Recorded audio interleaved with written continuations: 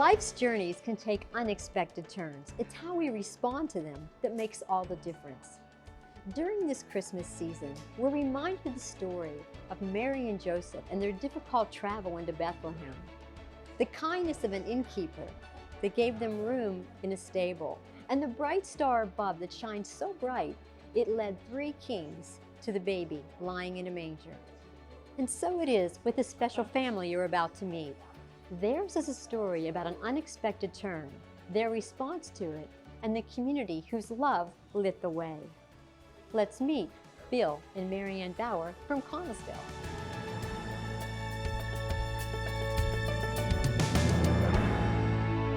Bill and Mary Ann, what a beautiful couple you are. And we are so happy to have you here today. And your beautiful family and friends and neighbors are with us too as well. So you both live in Connellsville. How long have you been married? 32 years. 32. Good, you both had the same number. I sometimes have to ask him. He's the one that has a good memory with everything, awesome. but yeah, 32 years. That's awesome. How did you meet? Well, I was teaching in Florida, and I'd Okay. lived there a few years, and I hired a girl. I was in charge of hiring special ed teachers, and she came in and probably was halfway through the interview, and she said, "Oh, I have someone I want you to meet." And I'm like, "You didn't even get the job yet, you know?" So she tried several times at different happy hours we went to, and every time he was there, I was like, "Oh, I'm gonna leave. I don't want to meet anyone." So finally, after about 10 attempts, we went on a bike ride along the beach, and they surprised us with that. We had a good It time. wasn't a great surprise at first. Yeah. It really wasn't. I just didn't want to meet She was anyone. not very happy to see me Was there. No, I just was not in the mood Okay. and wasn't ready at that time. But we ended up having a great day, and that was in November. Yeah. And we got engaged in January and got married in July. So it was I was gonna ask, when did you know it was the right time? probably that Around week. Thanksgiving. Yeah. Very Well, good. within, because no, it'd have been around Thanksgiving. Yes, a couple yes. of We weeks, kind of and talked Kind of had about, to warm up a little bit. yeah. Well, that gives us a little bit of sense to get to know you a little bit better. So I Right. thank you for sharing that. Now, this past summer, Bill, you received a medical diagnosis that kind of changed things a little bit I did. for everybody. Yeah. So can you tell a little bit about what that was? I received a diagnosis of, originally it was a obstruction in my bile duct, and they went in and did a biopsy and found that there was pancreatic cancer. Okay. So that was around the middle of March. I mean, May. May. I'm In sorry, May, middle of May. Right. Okay. So okay. it was Okay, a little very bit good. of a shock. It was a shock.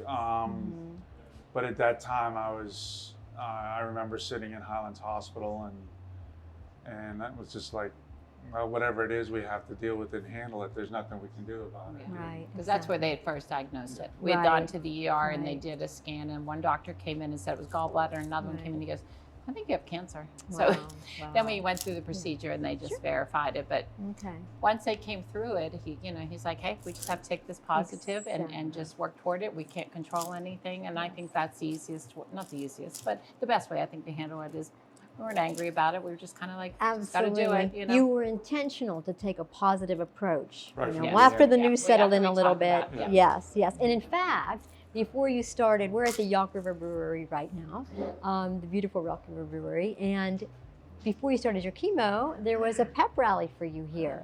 And there were tons of people here. There was music. There were. Tell us what that looked like and tell us about that. Well, I didn't want it, honestly. I kept telling Marianne and the kids, and I didn't want it. But the kids take after Marianne, and every situation, it's a party and it's a celebration, no matter whether it's a good celebration or it's a party and a celebration. And when I showed up that day, just completely overwhelmed with the number of people that were here. And Right. It was that was the first day that we knew we were blessed. Like it was going to be just a little family gathering before he started chemo. Yes. They really advertised it as well. Just come to the pep rally, and Yes. we had friends, family. We had people that drove up from Florida. We had people from Maryland. We had family that came in. It was overwhelming, the response. That's right. We also that day someone brought a gentleman that we're friends with now that was also starting chemo the next day. Oh, yeah. So We we actually kind of were- shared the adventure and the journey with them, and each time that they came to chemo, we went at the same time. So we've become friends with them, and we're kind of watching their journey along the way as well. That's awesome. That's Yeah. awesome. And you have your Bauer Power T-shirts on. Everybody has their Bauer Power T-shirts. The T-shirts were in check that day at the pep rally as well. Yes. Tell me about the T-shirts. Tell me about this. Well, I think Trent and Chuck designed them, and they just wanted something for family to do, so we just ordered them for family. Then eventually my daughter Taylor and the kids decided to do purple ones just for the community. Whoever wanted them, it wasn't a fundraiser or anything, it was just more of like to show support, which really was surprising to us. And, That's right. And wonderful to see the shirts. Just and people to come on. amazing the amount of number of shirts that they sold, and Yeah, it was and it just wasn't a great. fundraiser, and it wasn't anything like it was that. just kind of like a supportive thing, and it really helped with support. And the community was just unbelievable in their support. That's right. That's right. Yeah, that's awesome. So, and I know that there were cards here, so they were able to write cards. So while the party was going on, people were writing encouraging. And they had great notes cards. to you. So what Yeah. we've used those cards for is we kind of keep them in a bag. So when we go to chemo starts out really, happy, good, and then by the afternoon it gets a little bit dreary, so we'd pull out cards. Yeah. During his hospital stay, when he was in there for weeks, I'd pull out the cards then. yes. We still pull out some cards. There were lots of cards, a lot of encouragement, and so we used those as a way to keep going. That's And they awesome. were great. That's They were awesome. great. And I'm very sentimental, so I could read a few cards at a time, and And that's it. and that was about it. I had to put them away, and a day or two later. But I still get cards in the mail. Today I had 4 or 5 cards, and it's almost like a daily event. It's like I rush to the mailbox to see. And, Yeah. And it's amazing to us that so many people are so great.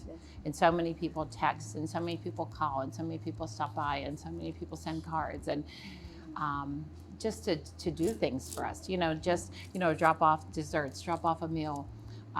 We had a group of friends that did a lawn service for the whole summer, and he loves the grass cut, so that to him was a relief. Everything. Because I don't really cut it that well. So, just things they did. My schools in Mount Pleasant did a Jean Day just in honor, and wore shirts and bought shirts and made a donation thing. It's just, there are people everywhere in this community that are just great. Well, no matter where I am, I'm praying for your husband, I'm praying for the family. Yes.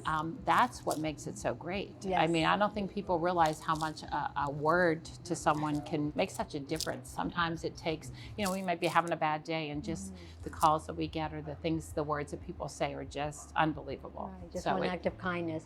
Yeah. So even just thinking about the pep rally that was here, the very next day you went off to your first chemo. How did that impact you? Going in, how were you?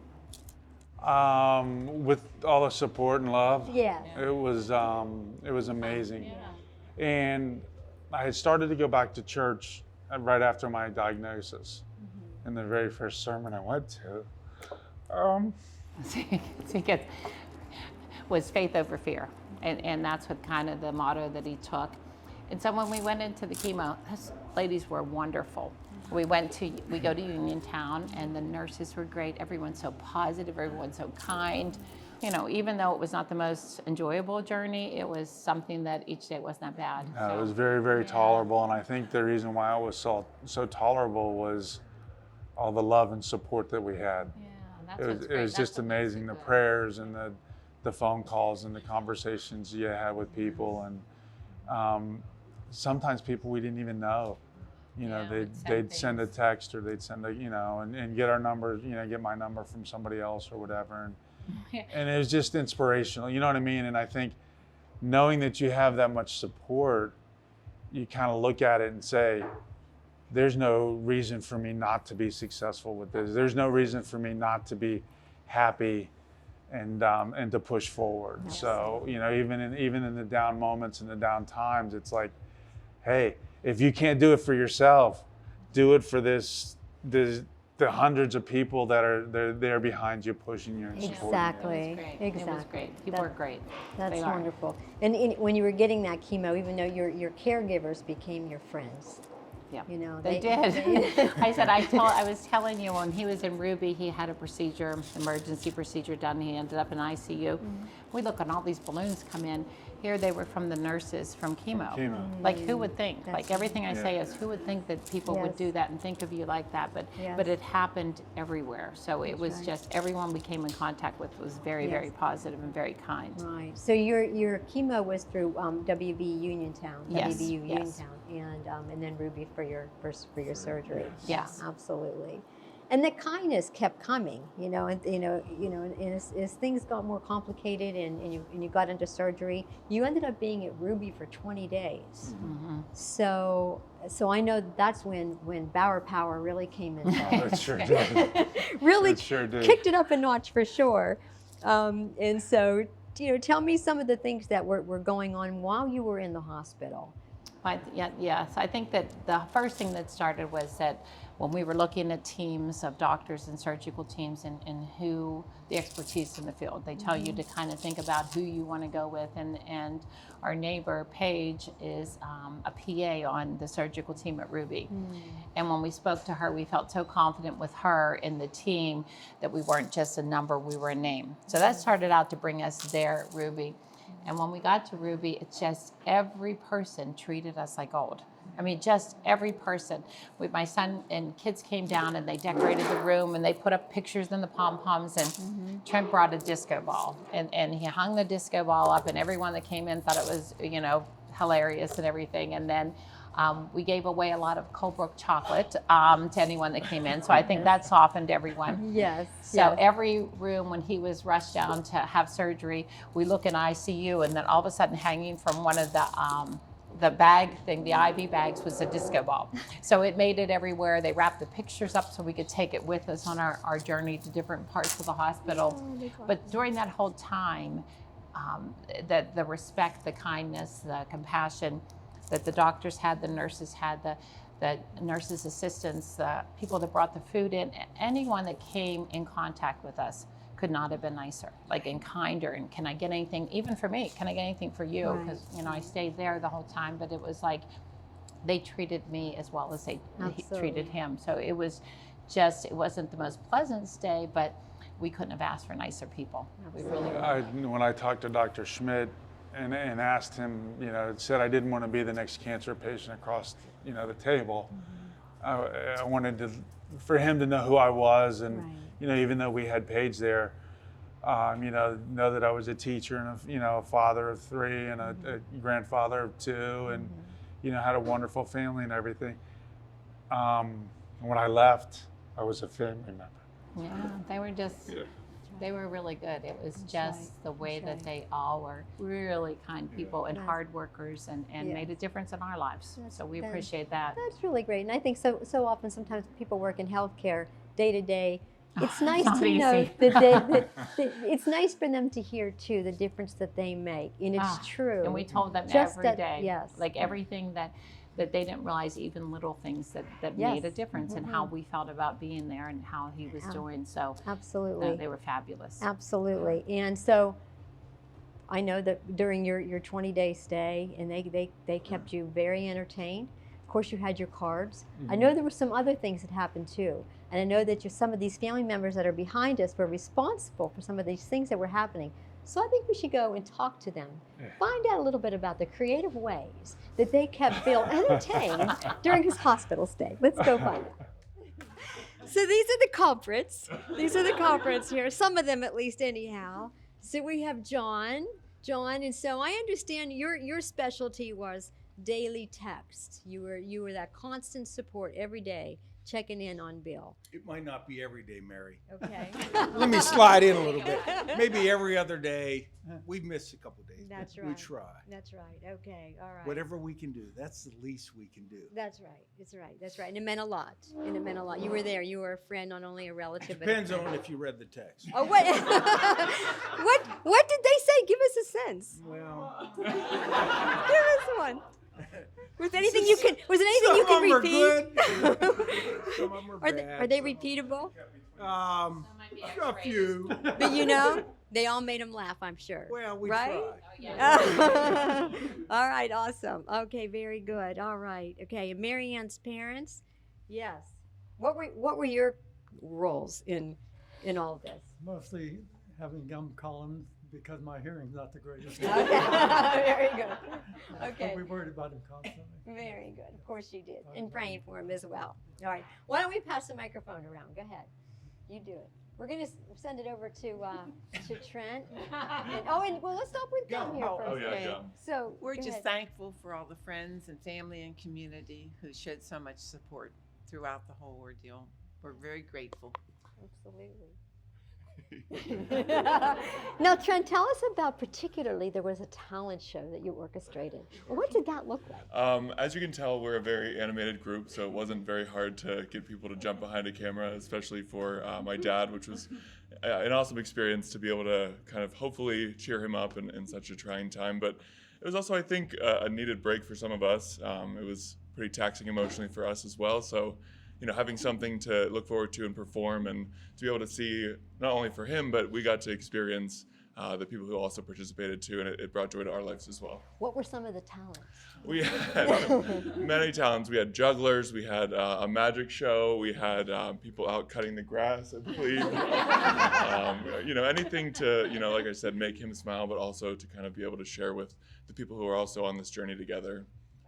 Oh, and yeah, my grandmother tap danced. It was a beautiful performance. The Rockettes better watch out. Here she comes. That's awesome. Very good. Awesome. Multi-talented. Thank you for sharing.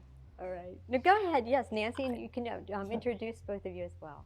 The only thing I wanted to say was it was like it was nothing different. Marion and Bill just live life every day, and they took this bull by the horns and just attacked it. And the community, I mean, I don't live in Connellsville now, but I always say it's the best place to be from because they just were everywhere. Like, I mean, they give back and then going to the hospital. There's people from Connellsville that work there. It's just here you'd run into people, and it's just a nice thing to know. But they lived it, and they're just battling it to the best. Exactly. Lots of support. Go ahead. This is Finn. You don't want to talk? You can say something, hon, about Pappy. My name is Finn. What do you want to say about your pappy? Is he like the best pappy ever? Yeah. Yeah. What do you like to do together? We like to fish a lot. Okay, awesome. All right, thank you. All right. Get together. Molly and Taylor, daughters. You guys sing that song that you prepared. Do we need to make a table? It's a performance. Did you perform a talent? No, I don't think I did. No, we just used the grandkids as My talent. I got out of that one. Very good. Awesome. All right. Okay, very good. Well, anybody else back here that wants to share a little bit? Well, I'm just so impressed with how Bill has gone through this, and just with such dignity and strength and love for all of us, and showing us what love is all about. And I guess I could maybe say I'm the card lady. I've sent him almost a card every week. Nice. So just to let him know we're all loving him and praying for him, thinking about him, and keeping him in our hearts. Awesome. Thank you. Thanks so much for sharing, everybody. We sure appreciate it. All right. So your family and friends and neighbors certainly supported you during this whole time within the hospital. But then when you came home from the hospital, even pulling up to your driveway or to your house, they weren't done yet. There was something waiting for you. There was a huge yard sign that said "Welcome home, Pappy," and yard cards did this sign. It had, basketball. It had fishing. It had, I think it just had everything on it. Everything that he likes. And then our front porch had a big Bauer Power sign on it, and it took us a lot of investigating to figure out who did that, but we eventually got down to the bottom of it, and it was actually not only did they put a big sign up on our front porch, they also decorated the front porch, seeing that it was real close to Halloween and the fall decorations, and that was Matt and Jacqueline from here in Darla. Jacqueline's mother helped out and everything, and they decorated. They also put up a Bauer Power sign out here on the fence, and just did some things that really So, made coming home welcoming. Definitely. You know, York Brewery has a special place in our heart, and I think it always will. But yeah, it was just you know, coming home and the excitement of being able to come home, and then on top of it to see that, it was just, my favorite word is overwhelming. I mean, I just can't. Everything's overwhelming. I can't tell you the amount of support and the amount of love and.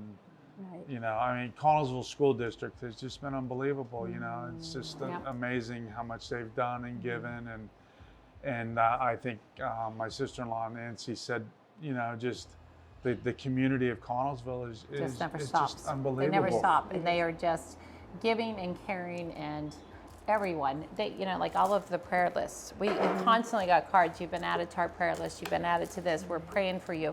He had gotten crosses. He had rosary beads that were given.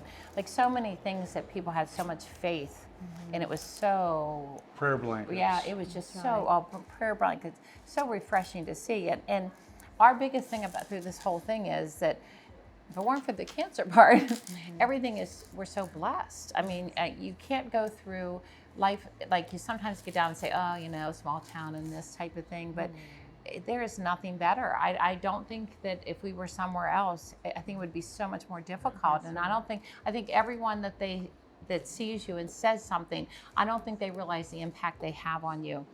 I said the one day that brings up a story is that he went through chemo and got really sick at chemo. It just really, for hours, he was just really sick, got in the car, very upset, you know, sobbing. And I couldn't figure out what to really get him for dinner, what to do. And I ran to Shop and Save and probably was close to a meltdown, and ran into someone I had gone to high school with, and he hugged me and said a few words. And just what he said made such a difference. So it was just, you know, I think people, if they understand, even saying something to someone is just, you don't realize how many hearts you touch just by doing that. And that really helped me that day. And it was numerous times that people would text you at the times when you needed it the most, or texted him or called him, and it continues. And that is what's so great about it. I mean, it makes your journey just keep going, you know, and it's like, we don't have control over it, so you might as well just keep going. And there's so many people in our lives that have been touched by cancer, and some, you know, a lot of them have not done as well, but there's no control over it. So it's kind of like we're just going to keep going, and just we appreciate how everyone just keeps being positive with us. Certainly making a difference.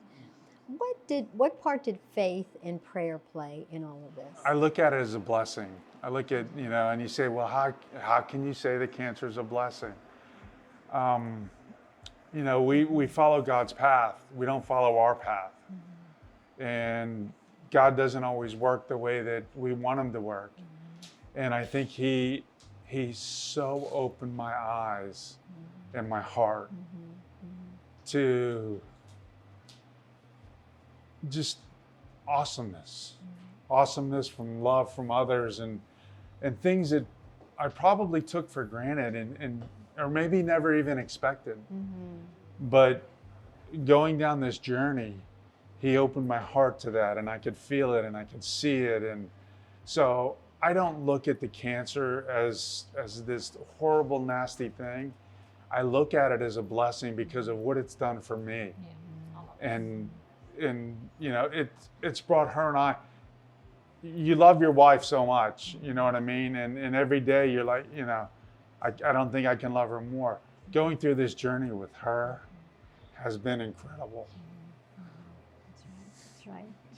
But She has done. He's by sensitive. She's done things that aren't in your nuptials. They aren't in your wedding ceremony. You know, for good and bad. Right. You know, things that she did for me in the hospital. It wasn't in there.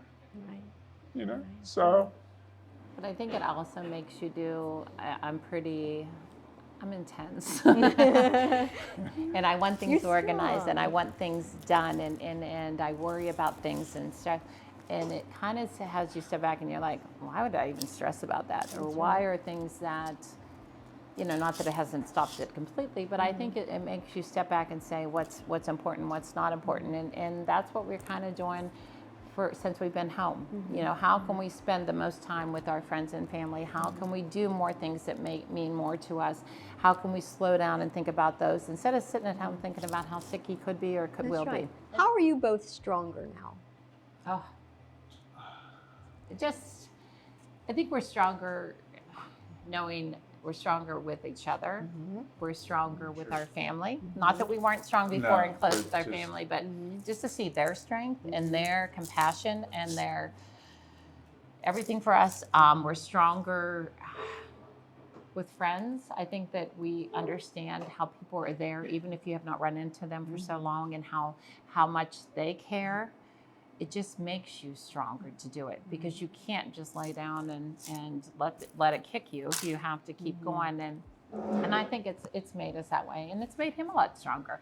I wasn't sure. Even though I cry a lot, even though I'm a big softie, it's softie, but he has been really so strong and so positive. In times that he's been really sick, and just keeps smiling through and doesn't complain. He's like, there are other people that could be worse off. I always look at it, there's so many other people that are right, just and there's so many doing the battle, and that's what it's, I don't want it to be something that it's just he's battling or I'm battling or whatever. I want it to be that so many positive things have come our way. And when you think that this world is not, you know, people say, oh, this world's getting worse. It's really not. I mean, people are people. Exactly. There's 5% of the people that make it, but there's 95% of the people that are just you just so can't amazing. even imagine how good and kind people are, and That's we're right. so appreciative. And it's that of gratitude. It's that gratitude Wow. that you're feeling for we sure. just love it. Love it. People are good. Very people are good. very good. One more question. What's been the best part of this journey? The best part, I think, is opening my eyes to how wonderful people are, to learn to be a lot more forgiving and a lot more understanding. I think that is really, you know what I mean? Don't sweat the small stuff. I think that's the biggest. You know, and two mottos that I've and I talked about one earlier was faith over fear. And another one I've just come up with the last probably week or so is, you know, people talk about you only live once, and I've kind of adopted the motto that no, you live every day, you only die once. And I'm kind of leaning towards that, you know, that side of it, and trying to make the best of every day, and try to make something special, and try to make somebody else smile or laugh. You know what I mean? And kind of, because I know what it's done for me, and there's no way in the world that I could ever express enough thanks and enough gratitude for everything that people have done for us. And if I could just go and share a little bit of love, share a little bit of kindness, and if that spreads to other people, then that'll kind of be my way of paying it forward, so to speak. And I think when we're done with all of that, that's our main goal, is to work with other people that are going through the journey and support them as much as they've supported us. And it just teaches you, like you said, not to sweat the small stuff. Not that important. That's right. That's right. But you know what matters. It's true. You know what It's matters. true. It's true. Well, very good. Well, thank you so much Oh, for thank sharing you. your Thank you. story and your family, your beautiful they're family. great. On this journey, the Bauers grew from a place of positivity, humor, unity, faith, and prayer. Lighting the way, sure, was a disco ball. And so was a community whose outpouring of kindness shined a light so bright on the very thing that mattered most. And that is love. Thanks so much for being with us.